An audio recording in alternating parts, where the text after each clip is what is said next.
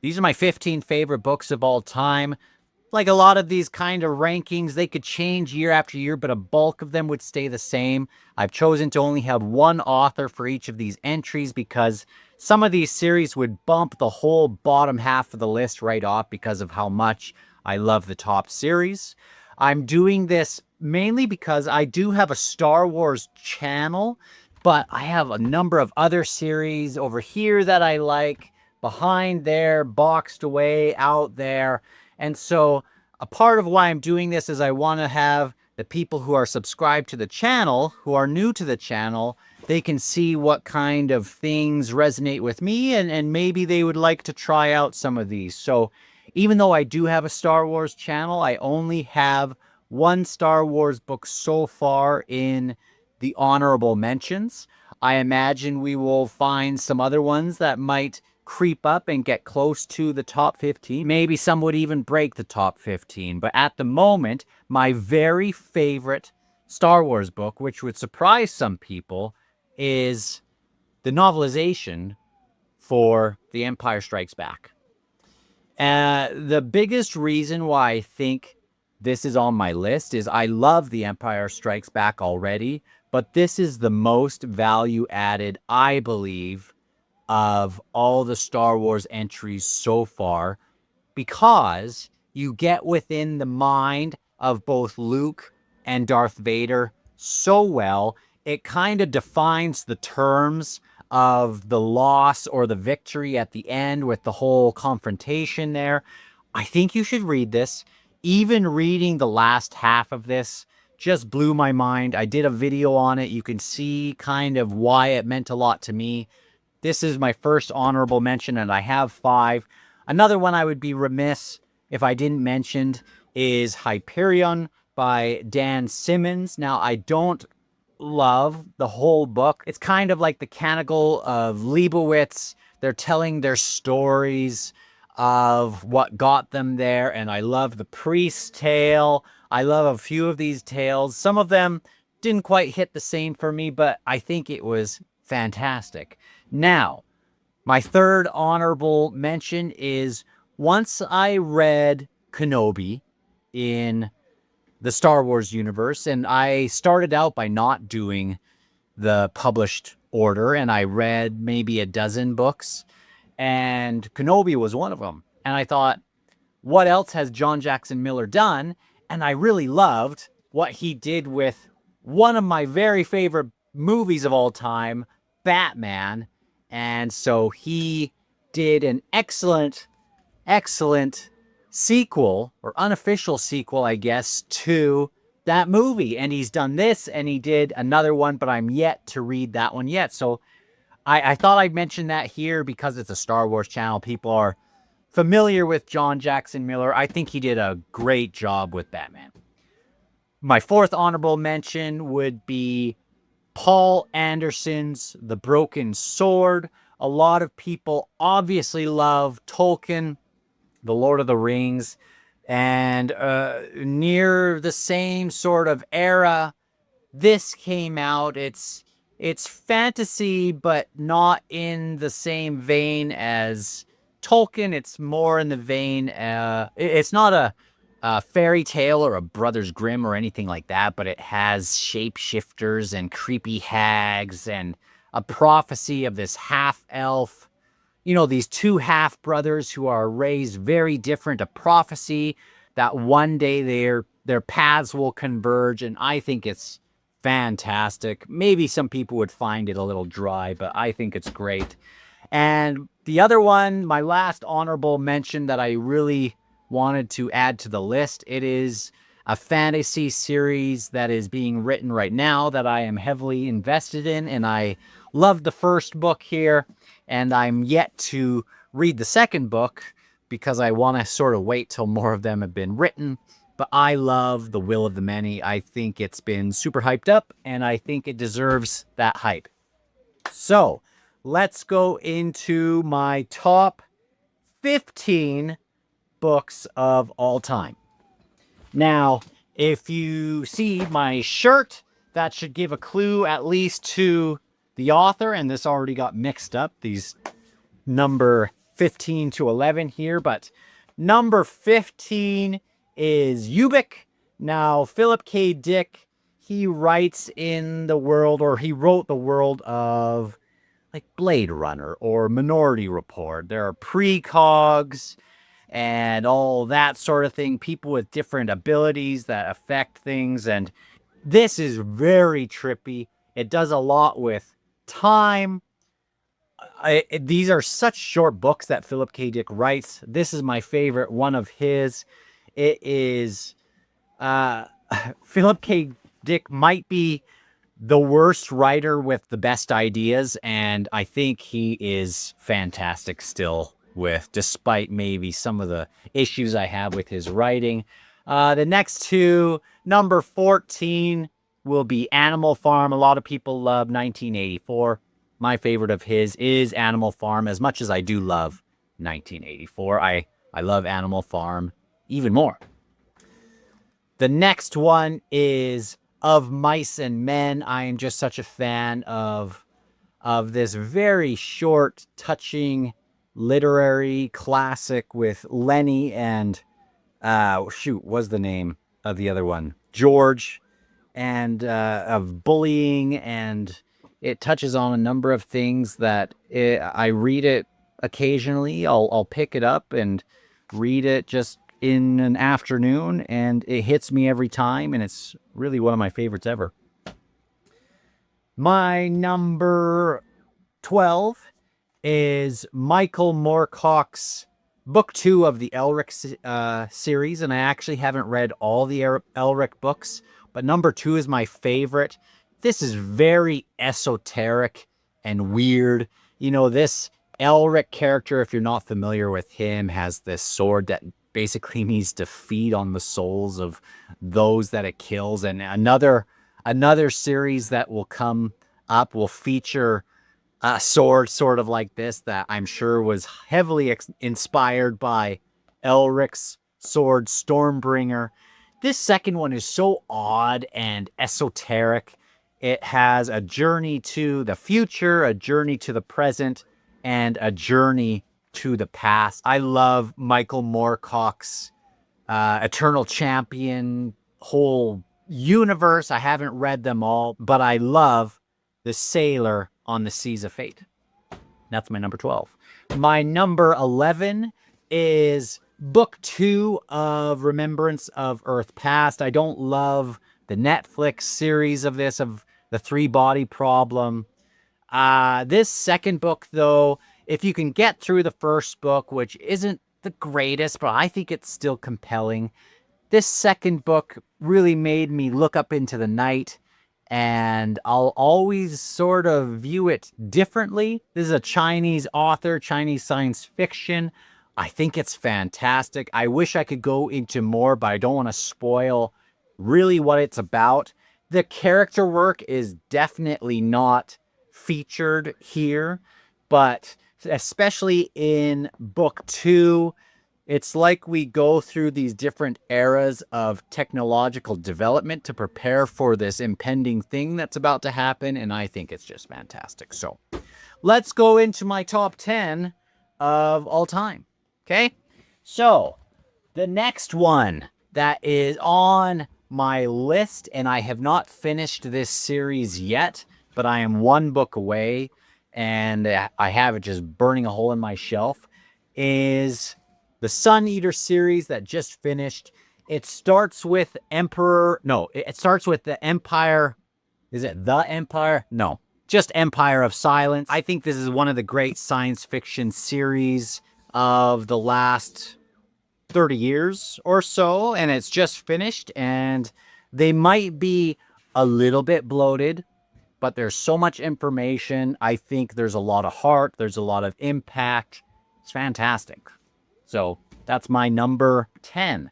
My number 9 is The Pillars of the Earth, which is one of my favorite books. I was considering putting this higher on the list, and now that I'm holding it up, I can't believe I only have it at number whatever I have it at. What are we at? Number 9.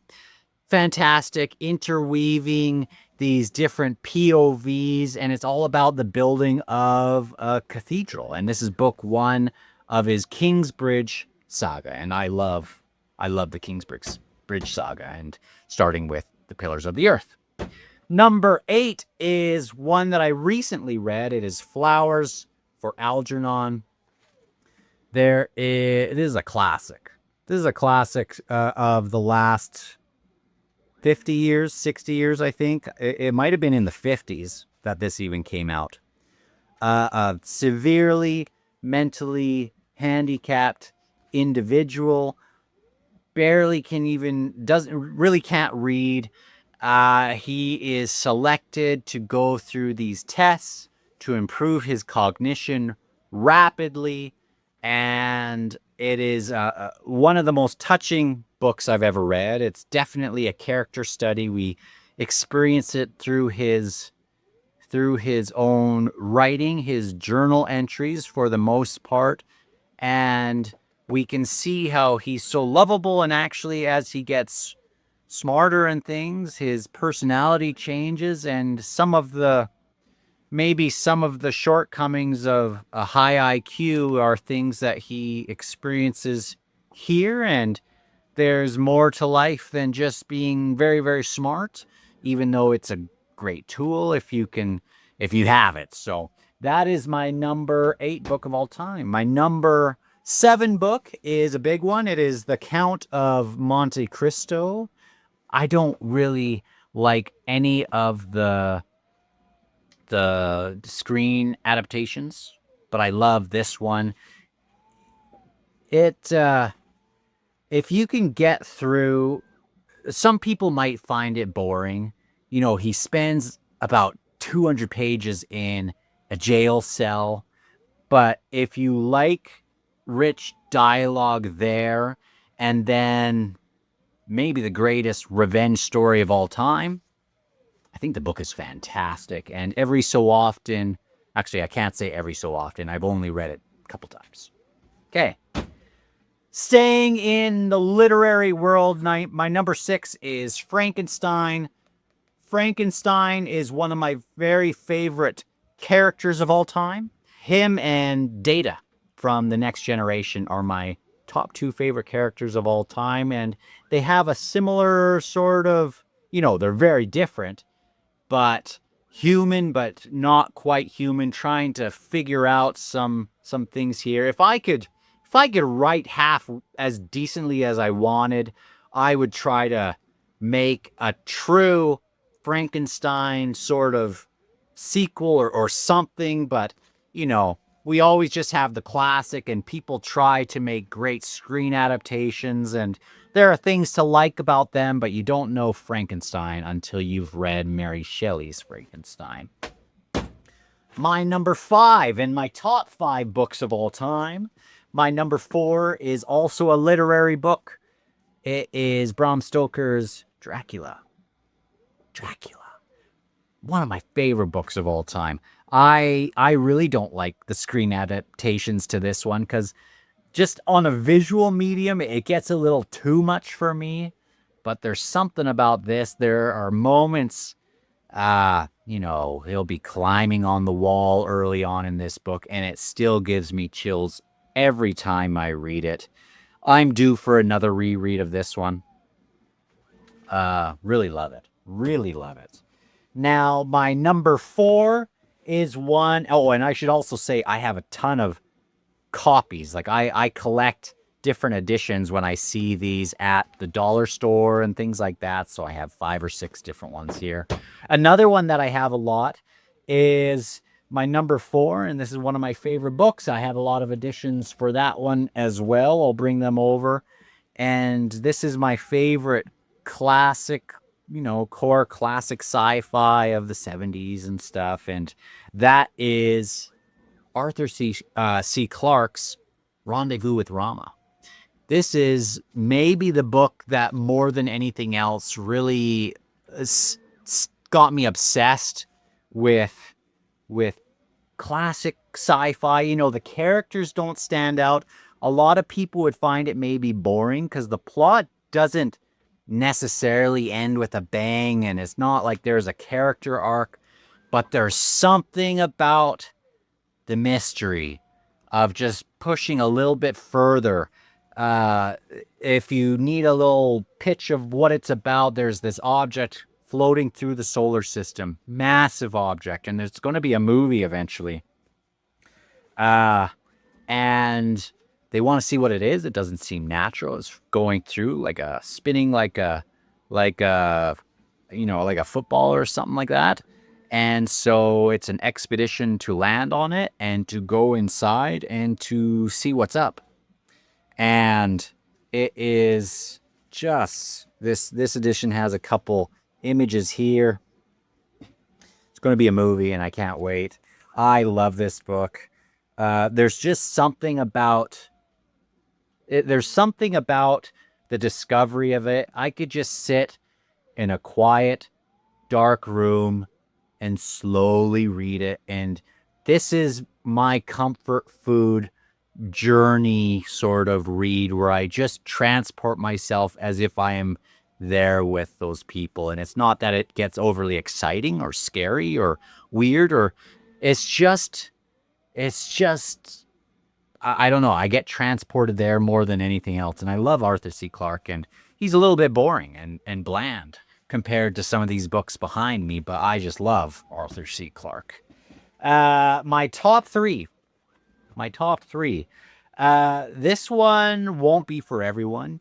You will see a lot of people bounce off the series early on in the series, and that is Lord Fowl's Bane. I haven't read everything that is done in this series. I've done the first trilogy and I'm in the second trilogy at the moment. I think this is the greatest character study of all time regarding Thomas Covenant. And it really touches on the meaning of, when the main character that we have is so, he doesn't get it in a lot of ways. And he's awful to people, and he does a couple really heinous things, and that's who we're stuck with. And so, for better or worse, at what point, for better or worse, if we're going to read the series, we're stuck with him. And usually, if someone did something like that, he would be the villain who we'd be rooting for to see killed at the end. And so, much like Frankenstein, a lot of the adaptations for Frankenstein, express that really it's the creator that's the monster and Frankenstein did nothing wrong. But in the book, he does some pretty awful things as well. And so even though he is mistreated and things, he still has his choices, and he makes some bad choices, definitely. And so in the case with Lord Fowl's Bane, when is it possible to see some kind of redemption, and how much of a redemption needs to happen before, some people will just write him off, and I don't think they're wrong for writing him off necessarily, but I love Thomas Covenant as a character. He might become my favorite character of all time, above Data and Frankenstein. He's just another one where I'm just fascinated by him, and it's a portal fantasy. I don't want to spend too much time on it, but it's the one book that keeps me thinking, and I started reading it only a couple years ago, and I keep just coming back to it. I've read this first one a couple times, and there's just something about it. There's just layers upon layers with this. My number 2 is book 8 of a massive 10-book series. If I was not allowed to do, if I was allowed to do multiple books of one author, half of the books would be from this series, but my favorite one is Toll the Hounds, book 8 of the Malazan Book of the Fallen series. If I had to choose one book or series that is my favorite series of all time, It's probably this one. Very complex, a lot of characters. I would not go into it audiobook necessarily unless you really are able to do that. When I read these, I have my pen and paper out, or I have my pen out, and I really go deep with these, but because I want to understand everything that I can. And so tons of POVs, tons of continents. I think it's just fantastic. And this book here, again, a lot of people find this one very dry, but I think it is just the peak of anything I've almost ever read. And so it just hits me deeply. The author, Steven Erikson, his father had recently passed away as he was, or just before he was writing this. And so you can really sense a shift where there is a lot of dread and sorrow and dealing with a lot of that. And so some of the excitement goes down and it goes internal, which is the type of stuff that I really like. And it's kind of part of the reason why I loved Empire Strikes Back, the novelization, and some of these other ones, is I love when books go inward. Things like Rendezvous with Rama don't have much inward in them, but I love when books go inward, like Lord Fowl's Bane, like even Sun Eater has that. Certainly Frankenstein. Those are my favorite things, and I love when data is internal, and I love when these different characters are doing that. And as much as, I'm halfway through Children of the Jedi, there's a character in here that is an interesting sort of study as well, in that way, and that'll be interesting to talk about. So my favorite book of all time, probably, this is the book that I think just has it all. If I could write, I would write like this person. If I could choose to just steal all of his talent, I would choose this person, and it's Guy Gavriel Kay, and my favorite book of his is The Lions of Al-Rassan. I think he does characters better than everyone. I think he does plot almost better than anyone. His writing is described as historical fiction with a quarter turn to the fantastic. I think his books, they just hit me harder than most books. And so at the moment, and for the last year or two since I read this one, this would be what I would call my favorite book of all time. And so there you have it. What books do you think, now that you know this, what books do you think I will enjoy in the EU? It's I do love Star Wars, and there are things that I'm really enjoying, but so far they are not exactly like this, and I am enjoying them for different reasons. And so anyway, stick around. Talk to me in the comments below. Have you read any of these? Which of these do you really like? And what other books in this sort of pile that are adjacent to it that you know about are ones that you think I would also really like? And I might have read them. So talk to you in the comments below.